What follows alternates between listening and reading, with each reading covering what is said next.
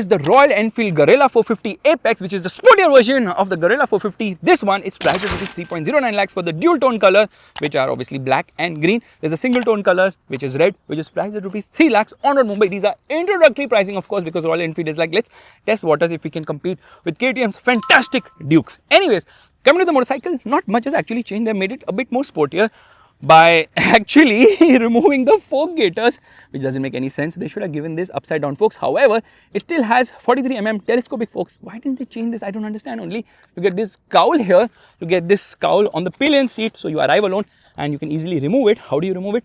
Using Allen keys. The tires are now road centric, not off-road ones. So yeah, these are Vredestein tires, and the handlebar is lower by 56mm. It's further ahead by 57mm, and it's made of aluminium, not steel. So that is another change on this particular motorcycle to make it more sportier, giving it a committed riding position. And that's not all. They've actually changed the riding modes here. Earlier it was eco and performance. Now the riding mode is sport and street. And now the tripper navigation doesn't require you to keep your phone on in your pocket. If you have Android, you can just turn it off and navigation will still work. However, if you have Apple, you're not having good luck because you still need to keep your phone on. Yeah, that's about it. Those are the changes on this particular motorcycle, and which will make me quickly recap what all is this motorcycle about. For starters, you obviously get full LED lights here with the RE branding on the inside. You get hazard lights here. The front tire size happens to be a 120 section, so it's quite wide here. 120, 70, 17. Front disc 310mm. Rear disc happens to be 270mm. Rear tire size 160, 60, 17. Vredestein tires. Really big tires, like the biggest in the segment. And obviously chin to minto exhaust here. The engine is untouched. The ground clearance is 169mm. Seat height is 780mm. The fuel tank capacity is 11 liters only. What's happening here? But the motorcycle looks quite nice. Fit finish is actually quite good here. And this is one of the few motorcycles which actually gets a main stand along with a side stand, of course. All LED lights here. Where is the main light? It's actually inside here itself, and the pillion has something to hold on to, which is good. Now, quality fit finish is actually quite impressive here. And then once on top of the motorcycle, I realize that this TFT screen is somehow not very visible in this bright sun. So 4-inch screen right there. Meanwhile, it's easy to browse using this particular thing. So you get a lot of information, and obviously switchgear quality and all is nice. This is to go into the home function. Yeah, quality is actually nice. Round mirrors obviously for the retro charm which Royal Enfield likes with the cluster as well. Straight away, let's turn on the motorcycle. Revs all the way till 8. Can feel so many vibes here. Okay, that's not something to be shown right now. Let's start riding right away.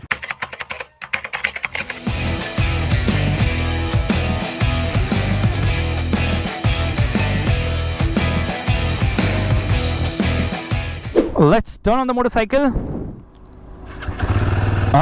Something has turned on. Yes, I can feel it. Okay, this is the Audi RSQ8. Let's not reverse. Let's straight away go ahead and turn it around. Oh, that's the Triumph Scrambler 400X with a chin to minto engine. And straight away, let me tell you, bro, this motorcycle actually feels better to ride because of more front end feel. Immediately apparent there.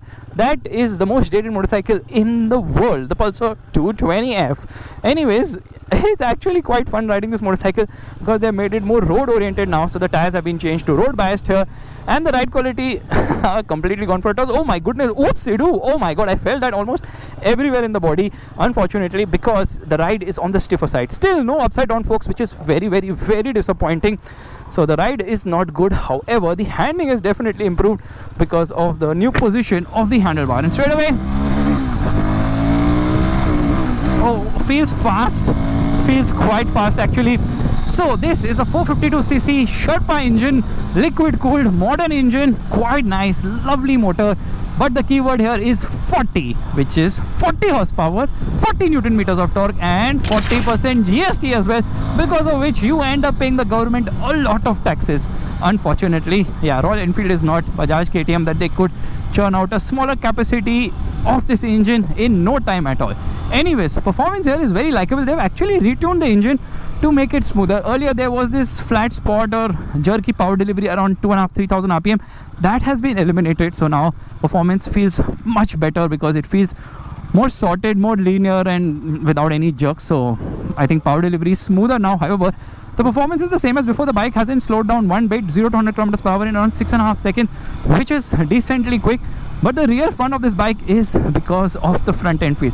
because of the repositioned handlebar, and that's why you're also like sitting a bit leaned in. You're putting more pressure at the front, which gives it a more engaging riding feel. The pegs are a bit rear set, and the riding position is actually not very comfortable but very nice. I love it. I absolutely love it. The engine is quite tractable. Sounds so bassy, sounds loud and nice, and very enjoyable a motorcycle to ride because of the way this engine has such nice performance to it. Definitely, I like it. Yeah, mid-range is really punchy here, so it's tractable. Mid-range is nice. Top end comes in very soon because Redline comes in very fast here. Beautiful bike. Actually, this should have been since day one the Apex variant, because yeah, if you want to go off-road, you get the Himalayan. Weighs 185 kgs. You can't really feel the weight of this motorcycle. Actually, you know what, with a girl as a pillion, motorcycle power dramatically improves. That's what I can see with that particular Honda motorcycle. Now when you rev it hard beyond the mid-range, beyond 5000 rpm, vibrations kick in plenty. You can feel it on the mirrors, you can feel it on the handlebar, you can feel it on the seat, you can feel it on the foot pegs. Single cylinder has its problems, which are vibrations, and there are so many of them, especially when you rev the motor hard and fast. Top speed should be around 135-140 kilometers per hour, depending on how much wind there is, because there's a lot of wind blast you can feel here, because there's obviously no windscreen, unfortunately. The gearbox is smooth shifting, and the clutch is also on the lighter side here. The brakes are also nice, quite sure-footed. Now they are riding modes, obviously, so mode change denied. Retry next ignition cycle. Bro, what is this? What's wrong with you? So you can't shift on the fly is what you're telling me. That's so bad. Let's filter through here, which shouldn't be a challenge here at all, because obviously the bike, in spite of weighing 185 kgs, doesn't feel its weight at all. Yeah, it doesn't feel heavy as such, which is quite a nice thing. It's 11 kgs lighter than the Himalayan, but doesn't feel as heavy as such as the Himalayan. Yeah, so they've done a good job there, and off we go. Yeah, ride mode sport. Yeah, there are two ride modes in sport, obviously. Crisp throttle response, which I can immediately feel, and I can feel a blur in the mirrors as well. Oh my god, yeah, it feels so nice and punchy to ride. Redline's around 8,500 rpm, or maybe lesser. Yeah, 8,500 rpm, bro. What the hell is even that? What? I don't know what's wrong with people. On the road, they feel this is a jogging track. He's giving me this dance. Dinka chicka, dinka chicka, dinka chicka, whatever. Royal Enfield has done a phenomenal job with this Apex variant of the Guerrilla 450. Very nice to ride.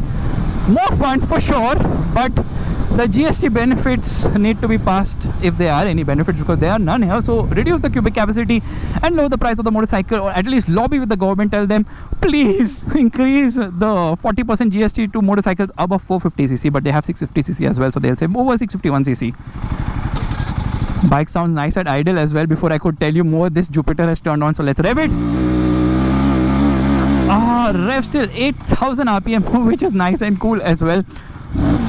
So rides, I mean the handling is good, the bike is fun to ride, but the only problem here is the ride quality. Not meant for Indian roads at all.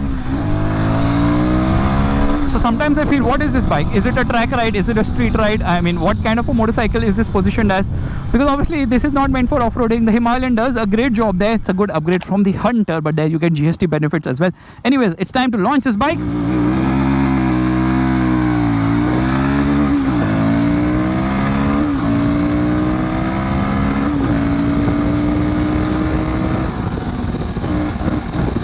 I like the grunt. Yeah, bike is so aggressive to ride. Beautiful, amazing. As far as single cylinder engines go, I think this is one of the best from Royal Enfield, without a doubt. Okay, not KTM level great, but still quite impressive. So fun to ride, sounds nice, handling is engaging as well. So it's the best of almost everything here. I'm really impressed by this motorcycle, the Guerrilla 450 Apex. It's just that, you know, I just feel bad paying so much tax to the government, especially GST. Why should I pay 22% more? So yeah, why should I pay 22% more? And on that disappointment, it's time to end. Thank you so much for watching. If you like this video, make sure to give the thumbs up, that's the like button, and don't forget to subscribe to the channel. Bye bye.